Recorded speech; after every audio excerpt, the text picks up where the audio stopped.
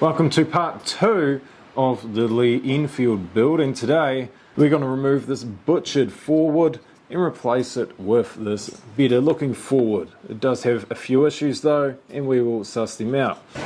So to get the fore-wood off, first you need to take out your magazine, take out your bolt like so, and then flip the rifle over.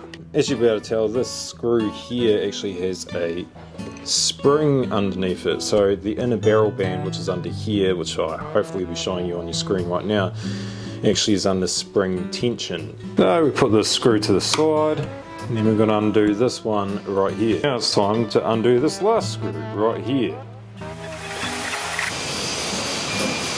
Now the whole trigger group should just come out like so.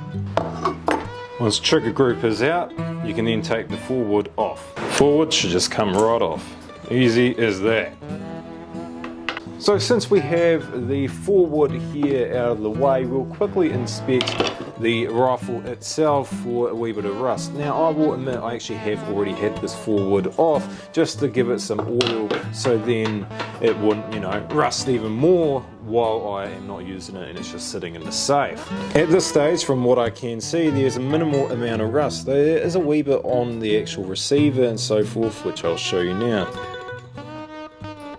So to put the new fore-wood on, or the new old fore-wood on, you just reverse the process pretty much. Just slide her on and screw her up.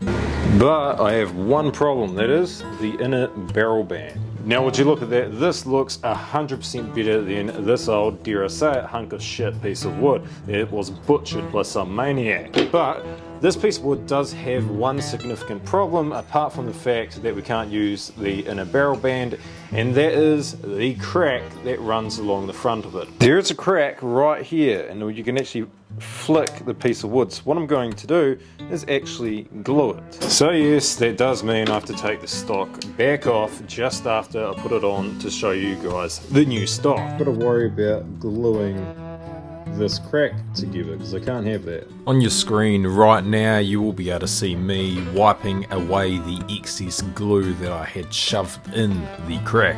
The glue that I used was just some regular wood glue, it's nothing fancy. I will now put the fore-wood in a vise to keep it steady and hopefully in the right place for it to set overnight.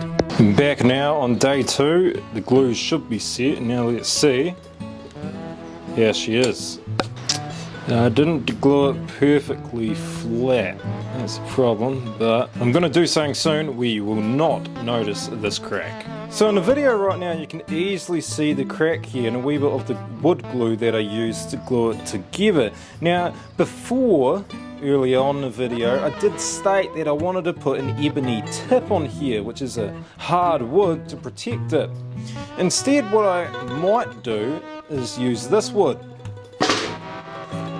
Now this is a very dusty piece of Matai. Matai is quite an orangey or reddy looking wood and it is an extremely hard piece of timber.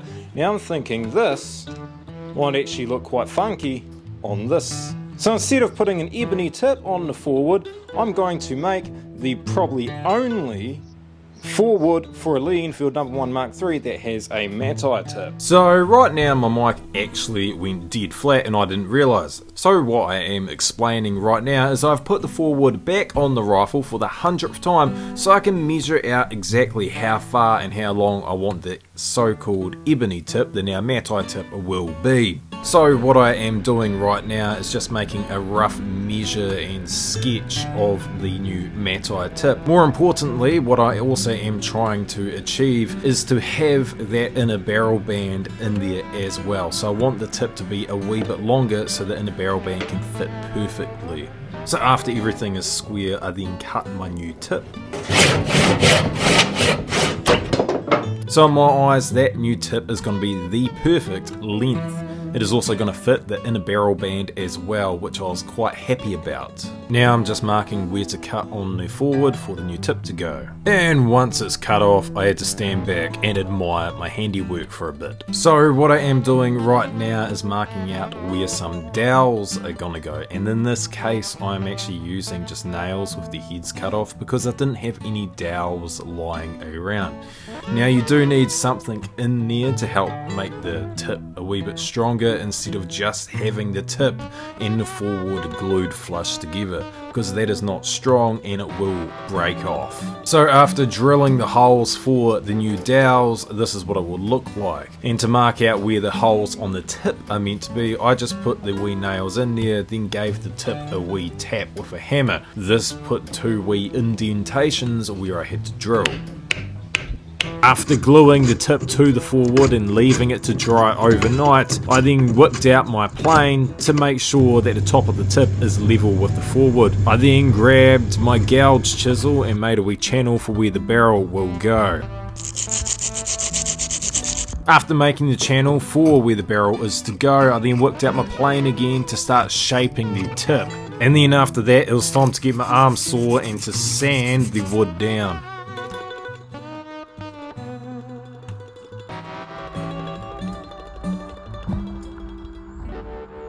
So after the forward was sanded all down, I obviously had to put the rifle together to see what it looks like. At this point I had not yet chiseled out the grooves and drilled the hole for the inner barrel band.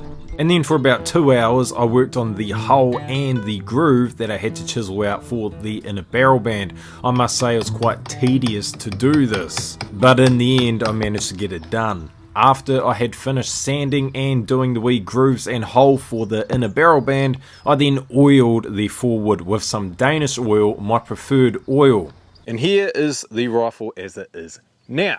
Now I do quite like the forward and I don't mind what I have done with it.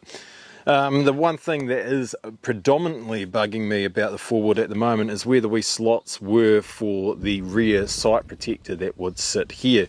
I am now thinking of actually finding a rear sight protector to shove in there and getting rid of these pieces of wood that someone has put in there. I do quite like the Matai tip that I have put on it. The reason for putting the Matai tip is it's a hardwood, it's meant to protect the forward. That's why they did ebony tips apparently, or so that is what I've read. One thing that I'm really happy about is I have been able to put the inner barrel band in.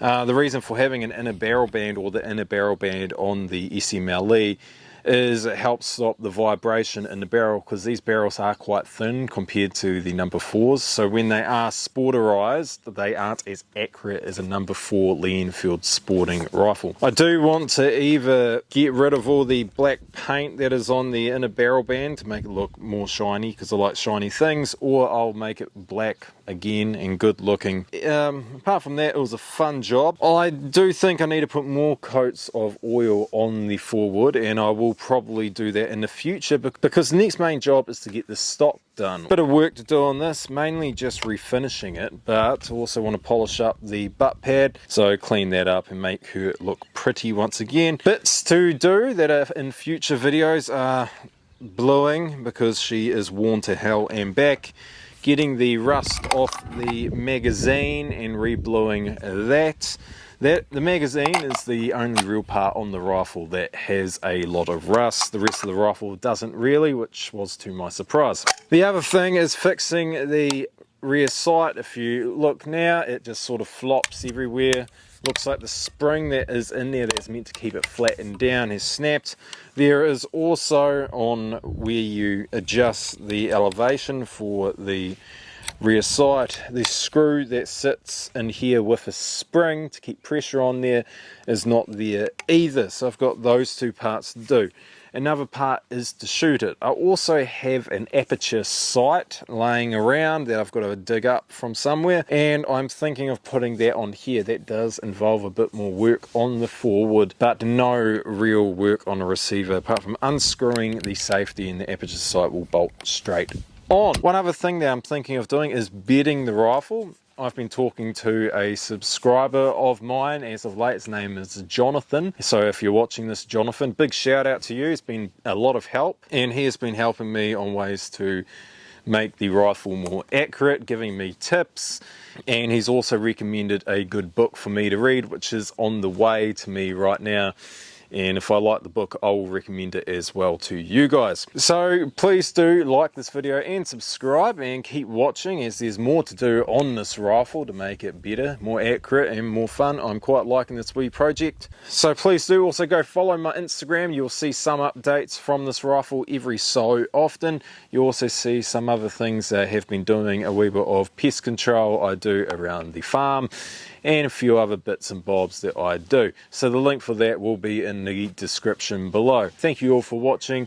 Please like, do subscribe, go follow my Instagram. Link is down in the description below, and I'll see you all next time. Thank you and goodbye.